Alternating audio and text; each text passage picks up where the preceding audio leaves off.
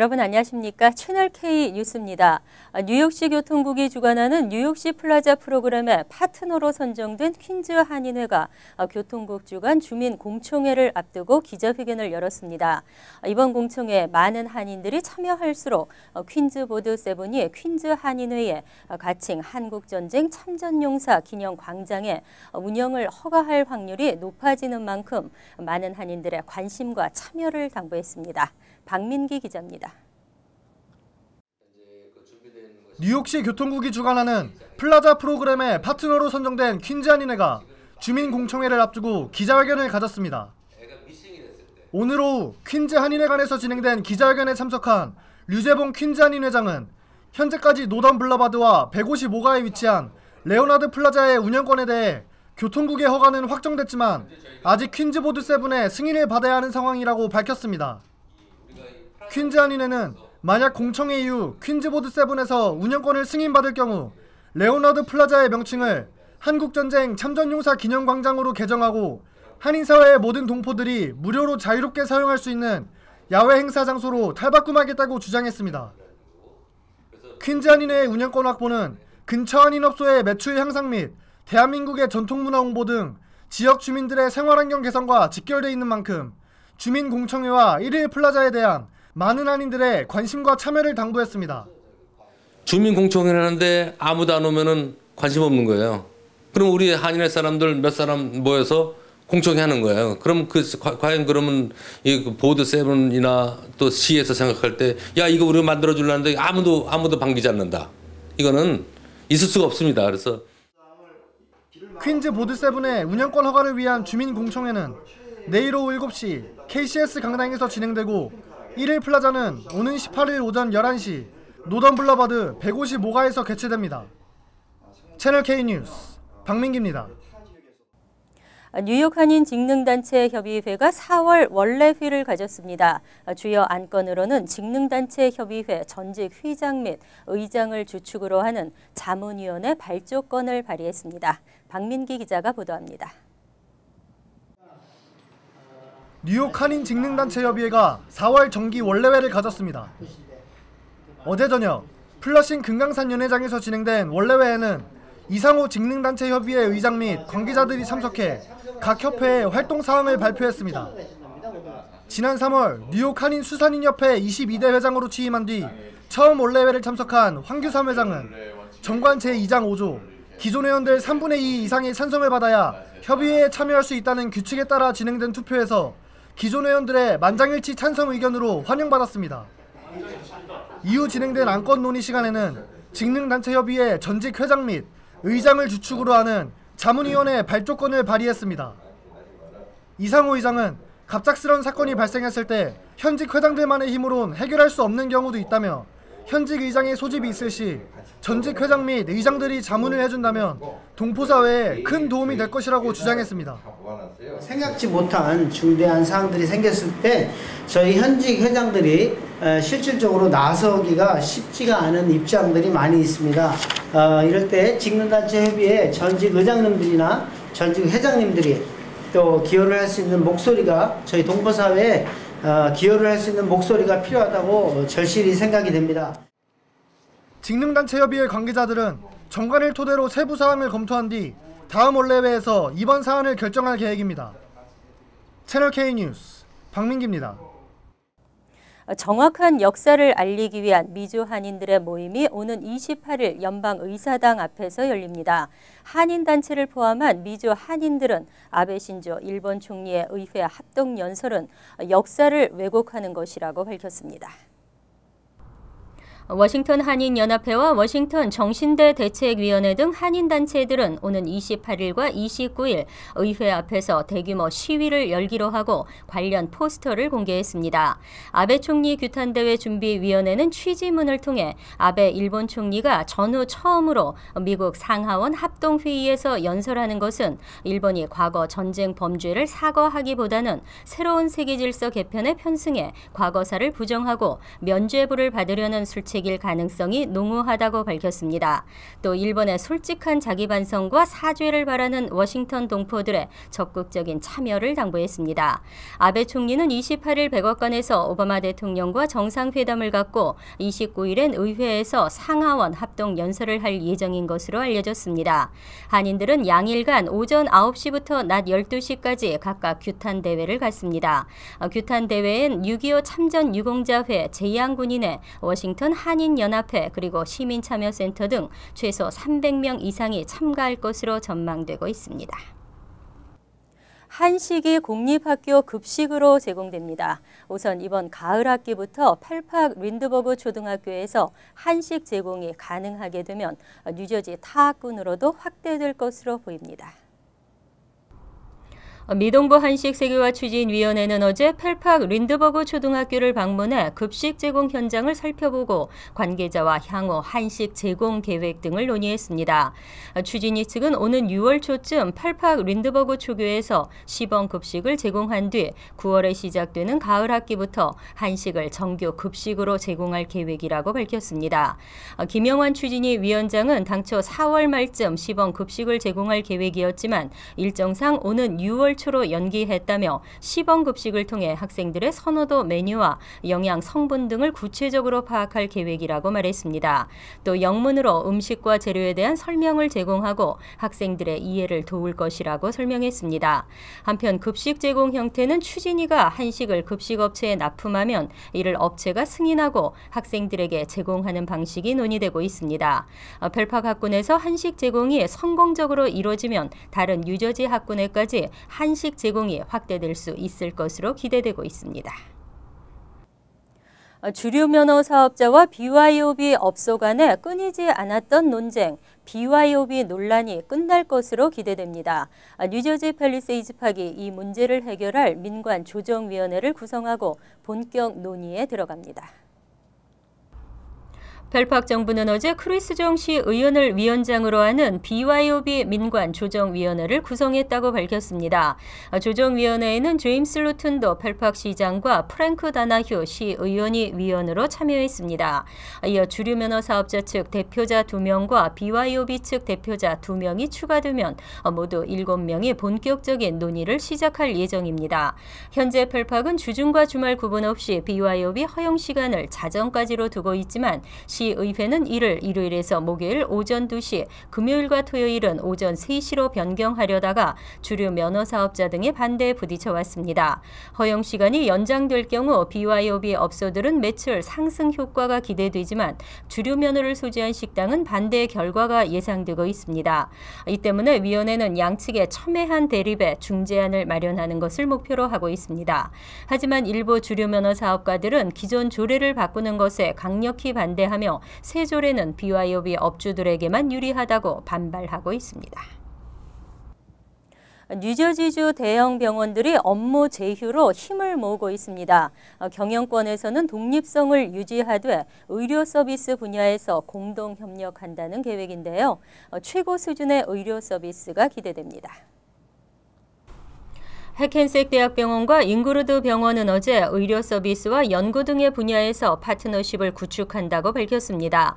이들 병원은 앞으로 각자 독자적인 경영권을 행사하면서 의료 서비스 분야에서 공동 협력한다는 계획입니다. 병원 측은 이번 제휴를 통해 의료 서비스를 더욱 발전시키는 한편 지역사회를 구성하는 다양한 민족을 위한 의료 프로그램 개발 등이 가능해질 것으로 기대하고 있습니다.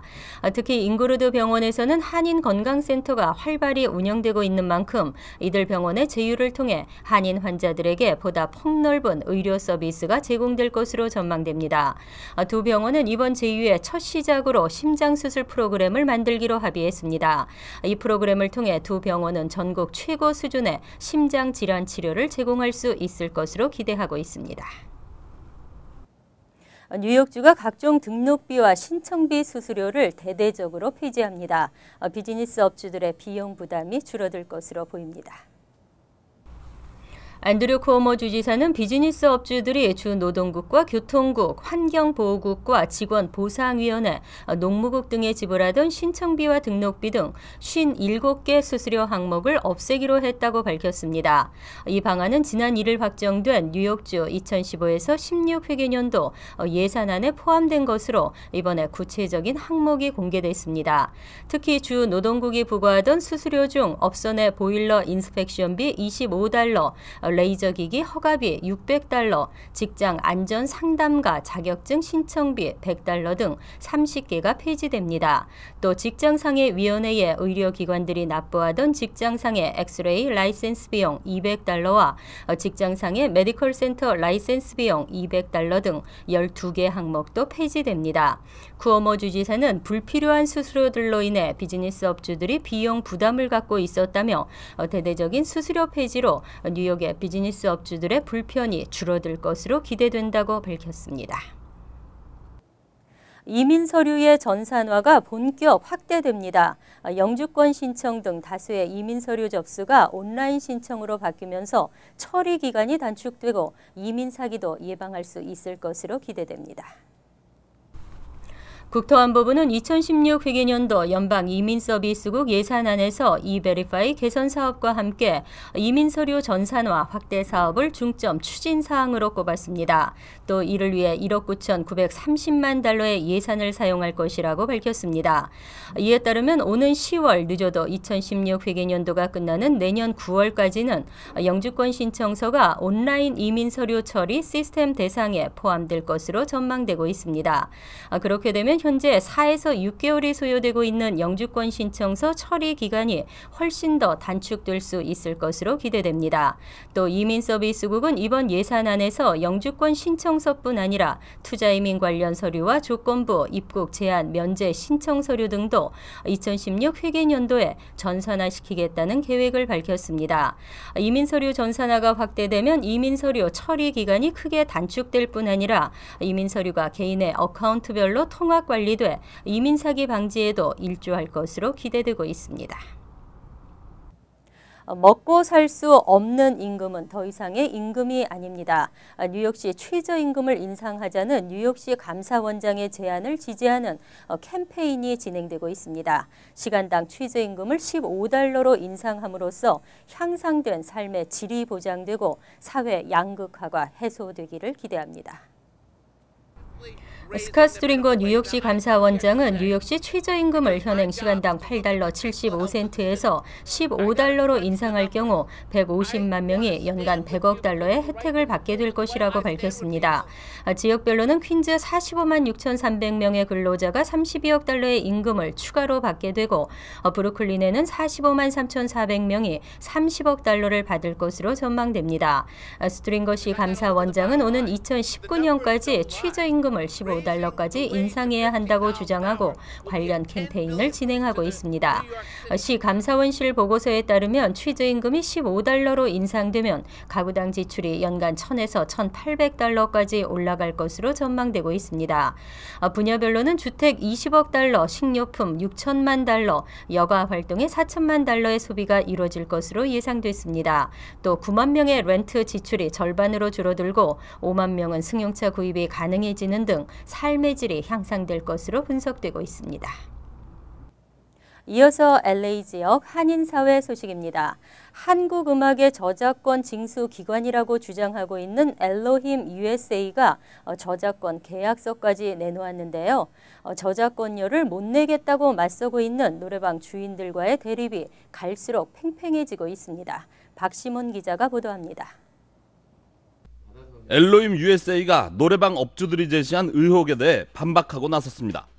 엘로힘 USA 대표는 오늘 기자들과 만나 한인 업주들이 제기한 저작권 징수기관의 적법 여부에 대해 한국 음악 출판사들과의 계약서를 증거로 제시했습니다. 한국에서 한국 곡을 미국하고 캐나다에 받으라고 저한테 계약한 영문 계약서입니다. 한국 계약서도 물론 있습니다. 업주들이 주장한 고액의 저작권료에 관해서는 노래방 기기 한 대당 매달 $2씩의 저작권을 요구하는 수준이라고 밝혔습니다. 특히 노래방 기기 납품 회사인 금양과 태진 등은 미주 지역 저작권료 계약이 체결되지 않았기 때문에 판매 행위는 불법이라고 강조했습니다. 엘로임 USA 측은 현재 피고 측과 실질적인 피해 보상과 법적 피해 보상 등 2개의 소송을 진행하고 있다며 빠르면 한 달 후에 약식 재판 결과가 나올 것이라고 공개했습니다. 특히 수년간의 저작권료 징수 노력에도 해당 업소들이 이에 응하지 않아 결국 작곡가와 작사가들의 권리를 찾기 위해 소송을 제기하게 된 것이라며 승소에 대한 자신감을 보였습니다. 한편 피고 측인 한인 노래방 업주들은 변호사를 선임하고 한국저작권협회 등과 접촉해 소송을 유리하게 이끌어낼 법적 증거를 준비하고 있는 것으로 알려졌습니다. MBC 뉴스 박승원입니다. 월드리포트입니다. 춤추는 영부인이 인기입니다. 미셸 오바마 여사의 비만 트위치 프로그램 렛츠 무브가 5주년을 맞았는데요. 하지만 그 성과에 대해서는 논란이 분분합니다. 이번 주 초 백악관에서 열린 축하 행사. Happy birthday, let's move. 오바마 대통령의 부인 미셸 오바마가 주도해온 어린이 비만 퇴치 캠페인 렛츠 무브의 5주년을 기념하는 자리입니다. And we're asking Americans of all ages to give me 5 ways they're leading a healthier life. 곧이어 무대에 오른 미셸 오바마는 전문 댄서 못지않은 춤 실력을 뽐냈습니다. TV 프로그램에도 춤추는 영부인은 자주 등장합니다. TV쇼에 출연해 유명 연예인과 춤을 추거나 엉덩이를 흔드는 이른바 엄마 댄스를 선보여 큰 호응을 받기도 했습니다. 백악관에서 남성 진행자와 1대1로 스포츠 대결을 벌이기도 했습니다. 건강한 식습관과 운동을 통해 살을 빼자는 캠페인 홍보를 위해 건강에 관심 많은 편안한 보통 엄마임을 강조한 겁니다. 동시에 일선 학교 급식에는 채소와 과일을 늘리고 염분과 열량은 줄이도록 제한하는 건강 급식을 도입해 정치인으로서의 강한 면모도 보여줬습니다. 5년이 지난 지금 캠페인의 성과는 어떨까? 2살부터 5살 사이의 비만 아동은 줄었지만 12살 이상의 청소년 비만은 오히려 늘었습니다. 특히 10대들은 학교 급식이 맛이 없다며 손도 대지 않은 채 버리기 일쑤고 건강 급식을 비꼬는 동영상을 인터넷에 올리기도 했습니다. 공화당도 정부가 아이들에게 무엇을 먹일지 강제해선 안 된다며 비난을 계속하고 있습니다. Why would you want to raise your own kids? You're right. When Michelle Obama will do it for you. You're right. In fact, she'll do it at gunpoint. 논란에도 불구하고 미셸은 아이들의 건강 문제만큼은 포기할 수 없다며 맞서고 있습니다. It's unacceptable to me not just as First Lady but as a mother. 어린이 비만 퇴치를 위해 어디서든 춤을 추고 정치적 발언도 마다않는 영부인. 이런 행보는 결국 정계 진출로 이어질 거란 관측도 무성합니다. At this point, I think there's a possibility that she would run for office. I think if she did want to go out and run for office, I think the response would be amazing.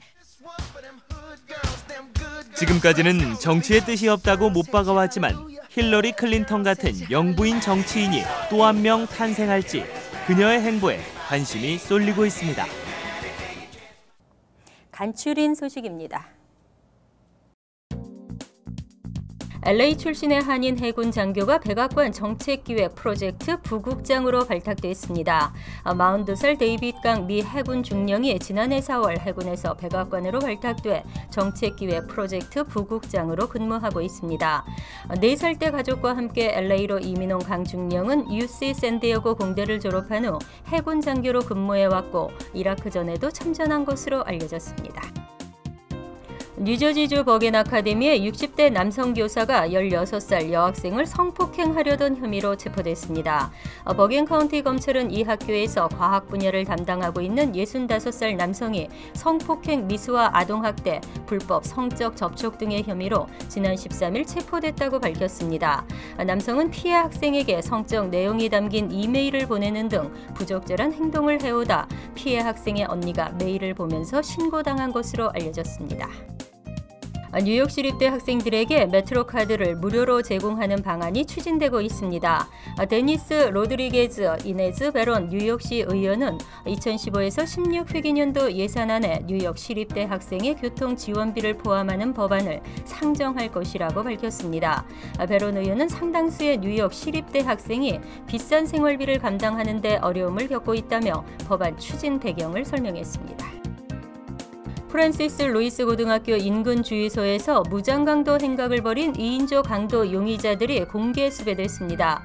뉴욕시경은 올해 1월부터 지난달까지 3차례에 걸쳐 권총 강도를 벌인 2명의 흑인 남성 용의자 가운데 1명의 모습이 담긴 CCTV 영상을 공개했습니다. 이들은 지난 1월부터 퀸즈 지역의 샌드위치 전문점 2곳과 플러싱 소재 주유소에서 직원을 권총으로 위협하고 현금을 방탈했습니다. 환율과 증권 소식입니다.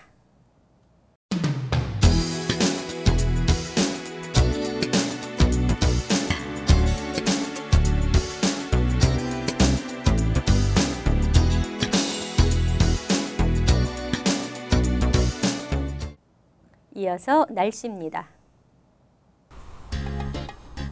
목요일은 가끔 구름이 끼겠지만 대체로 맑겠습니다. 낮 최고 기온은 59도, 섭씨 15도, 밤 최저 기온은 47도, 섭씨 8도로 예상됩니다. 하지만 금요일은 대체로 흐린 날씨에 지역에 따라 소나기가 내리는 곳도 있겠습니다. 토요일은 차차 개이면서 맑은 하늘을 되찾겠습니다. 일요일은 다시 흐려지겠지만 포근하겠습니다. 항상 여러분과 함께하는 채널 K 뉴스 여기서 마칩니다. 편안한 저녁 되시기 바랍니다.